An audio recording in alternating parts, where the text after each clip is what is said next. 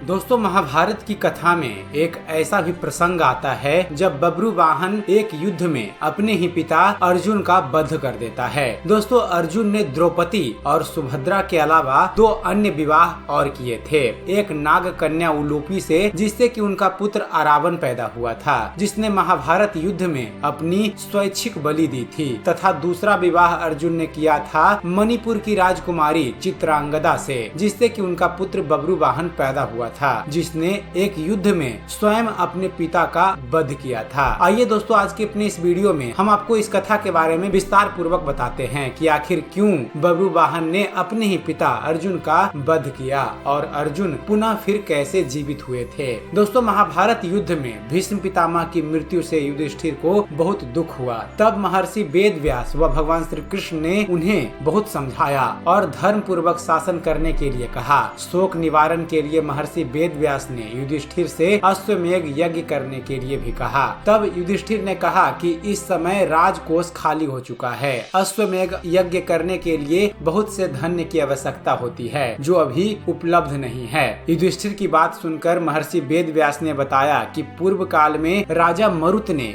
एक बहुत बड़ा यज्ञ किया था। उस यज्ञ में उन्होंने ब्राह्मणों को बहुत सारा सोना दिया था। बहुत अधिक मात्रा में स्वर्ण होने के कारण ब्राह्मण वह सोना अपने साथ नहीं ले जा पाए थे। वह सोना आज भी हिमालय पर पड़ा हुआ है। उस धन से अश्वमेध यज्ञ किया जा सकता है। युधिष्ठिर ने ऐसा ही करने का निर्णय किया। महर्षि वेद व्यास के कहने पर पांडव हिमालय पर गए और वहाँ राजा मरुत के धन को प्राप्त कर लिया। उस धन को ढोने के लिए पांडव बहुत से हाथी, घोड़े व सेना लेकर गए थे। उनकी संख्या कुछ इस प्रकार से थी: 60,000 ऊंट, 1,20,00,000 घोड़े, 1,00,000 हाथी, रथ और छकड़े। इनके अलावा गधों और मनुष्यों की तो गिनती ही नहीं थी। इस प्रकार इतना सारा धन पांडव हस्तिनापुर लेकर आए थे। दोस्तों, पांडवों ने शुभ मुहूर्त देखकर अश्वमेध यज्ञ का शुभारंभ किया और अर्जुन को रक्षक बनाकर घोड़ा छोड़ दिया गया। वह घोड़ा जहाँ भी जाता अर्जुन उसके पीछे जाते। अनेक राजाओं ने पांडवों की अधीनता स्वीकार कर ली। वहीं कुछ ने मैत्रीपूर्ण संबंधों के आधार पर पांडवों को कर देने की बात मान ली। किरात, मलेच्छ व यवन आदि देशों के राजाओं ने यज्ञ के घोड़े को रोक लिया। तब अर्जुन ने उनसे युद्ध कर उन्हें पराजित कर दिया। इस तरह विभिन्न देशों के राजाओं के साथ अर्जुन को कई बार युद्ध करना पड़ा।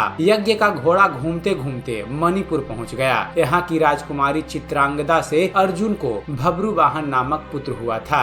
बब्रुवाहन ही उस समय मणिपुर का राजा था। जब बब्रुवाहन को अपने पिता अर्जुन के आने का समाचार मिला तो उनका स्वागत करने के लिए वह नगर के द्वार पर आया। अपने पुत्र बब्रुवाहन को देखकर अर्जुन ने कहा, मैं इस समय यज्ञ के घोड़े की रक्षा करता हुआ तुम्हारे राज्य में आया हूँ, इसलिए तुम मुझसे युद्ध करो। जिस समय अर्जुन बब्रुवाहन से यह बात कर रहे थे उसी समय नाग कन्या उलूपी भी वहाँ आ गई। उलूपी भी अर्जुन की ही पत्नी थी। उलूपी ने ही बब्रुवाहन को अर्जुन के साथ युद्ध करने के लिए उकसाया। अपने पिता अर्जुन व सौतेली माता उलूपी के कहने पर बब्रुवाहन युद्ध के लिए तैयार हो गया। अर्जुन और बब्रुवाहन में भयंकर युद्ध होने लगा। अपने पुत्र का पराक्रम देख अर्जुन बहुत प्रसन्न हुए। बब्रुवाहन उस समय युवक ही था। अपने बाल स्वभाव के कारण बिना परिणाम का विचार कर उसने एक तीखा बाण अर्जुन पर छोड़ दिया। उस बाण की चोट से अर्जुन बेहोश होकर धरती पर गिर पड़े। बब्रुवाहन भी उस समय तक बहुत घायल हो चुका था। वह भी बेहोश होकर जमीन पर गिर पड़ा। तभी वहाँ बब्रुवाहन की माता चित्रांगदा भी आ गई। अपने पति व पुत्र को घायल अवस्था में धरती पर पड़ा देख वह बहुत दुखी हुई। चित्रांगदा ने देखा कि उस समय अर्जुन के शरीर में जीवित होने के कोई लक्षण नहीं दिख रहे थे। अपने पति को मृत अवस्था में देख वह फूट फूट कर रोने लगी। उसी समय बब्रुवाहन को भी होश आ गया।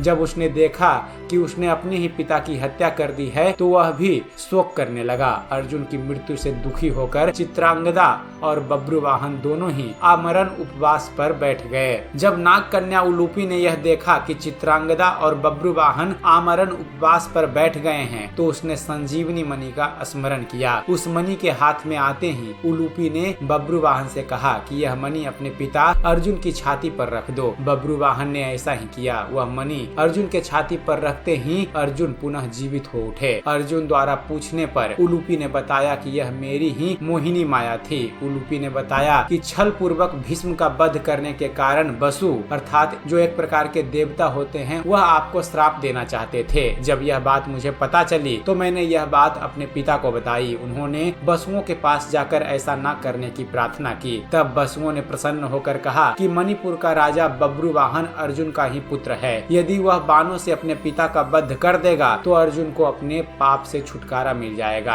आपको बसुओं के श्राप से बचाने के लिए ही मैंने यह मोहिनी माया दिखलाई थी। इस प्रकार पूरी बात जानकर अर्जुन, बब्रुवाहन और चित्रांगदा भी प्रसन्न हो गए। अर्जुन ने बब्रुवाहन को अश्वमेध यज्ञ में आने का निमंत्रण दिया और पुनः अपनी यात्रा पर चल दिए। इस प्रकार अर्जुन अन्य देशों के राजाओं को पराजित करते हुए पुनः हस्तिनापुर लौट आए। अर्जुन के आने की खबर सुनकर युधिष्ठिर आदि पांडवों व भगवान श्री कृष्ण बहुत अत्यधिक प्रसन्न हुए। तय समय पर उचित स्थान देखकर यज्ञ के लिए भूमि का चयन किया गया। शुभ मुहूर्त में यज्ञ प्रारंभ किया गया। यज्ञ को देखने के लिए दूर दूर से राजा महाराजा लोग आए। पांडवों ने सभी का उचित आदर सत्कार किया और बब्रुवाहन, चित्रांगदा व उलूपी भी यज्ञ में शामिल होने उस अश्वमेध यज्ञ में आए। यज्ञ संपूर्ण होने पर युधिष्ठिर ने पूरी धरती ब्राह्मणों को ही दान कर दी। तब महर्षि वेदव्यास ने कहा कि ब्राह्मणों की ओर से यह धरती मैं पुनः तुम्हें वापस करता हूँ। इसके बदले तुम सभी ब्राह्मणों को स्वर्ण दे दो। युधिष्ठिर ने ऐसा ही किया। युधिष्ठिर ने सभी ब्राह्मणों को 3 गुना सोना दान में दिया। इतना दान पाकर ब्राह्मण भी तृप्त हो गए। ब्राह्मणों ने पांडवों को आशीर्वाद दिया। इस प्रकार अश्वमेध यज्ञ सकुशल संपन्न हो गया।